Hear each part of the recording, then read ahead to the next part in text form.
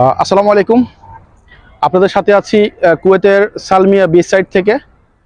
আসলে এখন রাতের প্রায় 1:45। যখনই কোনো ছুটি আছে, ছুটির দিনগুলো তো বিশেষ করে বৃহস্পতিবার, শুক্রবার কুয়েতের বিচ সাইডগুলো অর্থাৎ পর্যটন যে স্থানগুলো, এগুলোতে আসলে মানুষ একেবারে ভরপুর থাকে। কোনো প্যারা নাই, কোনো টেনশন নাই। মানুষ এখানে রিল্যাক্সে একটি সময় স্পেন্ড করার জন্য তার ফ্যামিলিকে নিয়ে, বাচ্চাদেরকে নিয়ে বিচ সাইডগুলো এবং পার্কগুলোতে ছুটির দিনগুলোতে মানুষগুলো যায় কেন? যাতে একটা রিল্যাক্স একটা সময় ব্যয় করতে পারে। এখনও অসংখ্য মানুষ, হাজার হাজার মানুষ তাদের ফ্যামিলিকে নিয়ে, ফ্যামিলি ছাড়াও অনেক মানুষ এখানে সময় স্পেন্ড করছে।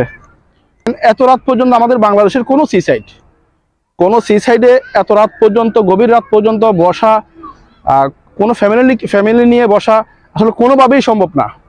কোনোভাবেই সিকিউর ফিল করে না কেউ। যার কারণে বাংলাদেশের পর্যটন শিল্পগুলো, বাংলাদেশের পর্যটন স্থানগুলো আসলে অনেক পিছনে পড়ে আছে এখনো। কেননা এখানে দেখেন, আমরা এতক্ষণ বসলাম, আমরা সেই রাত 10টা থেকে এখন রাত 2টা পর্যন্ত এখনো আছি, আর অসংখ্য মানুষ আছে। আমার কাছে একটা জিনিস মনে হয়েছে কি, আমাদের বাংলাদেশের পর্যটন স্থানগুলোতে কেন মানুষ বসে না, যায় না? কিছু এক্সট্রা কিন্তু প্যারা আছে। প্যারা কি? কিছুক্ষণ পর পর একটা চিকেন ব্যবসায়ী আসে, পান ব্যবসায়ী আসে, ঝালমুড়ি ব্যবসায়ী আছে, হ্যাঁ, আসে আপনাকে বিরক্ত করে। আবার কেউ আসে, অনেক ভিক্ষুক আছে। এই ধরনের কিছু প্যারা আছে যেগুলো আসলে পর্যটন যারা আছে, যারা রিল্যাক্স সময়টা ব্যয় করতে চায়, এই প্যারাগুলো নিতে চায় না।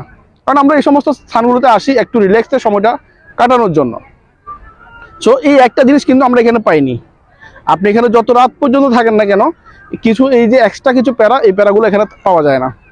সো যার কারণে মানুষ একেবারে নিশ্চিন্তে সিকিউর ফিল করে, এবং এত বেশি নিরাপত্তা দেওয়া আছে এখানে যে আপনার কোনো ক্রাইমস বা কোনো দুর্ঘটনা এখানে ঘটার কোনো সম্ভাবনা নাই, যেটা আমরা আমাদের নিজ দেশে আমরা পাই না। দেশটাকে নিয়ে আরও বেশি চিন্তা করা দরকার।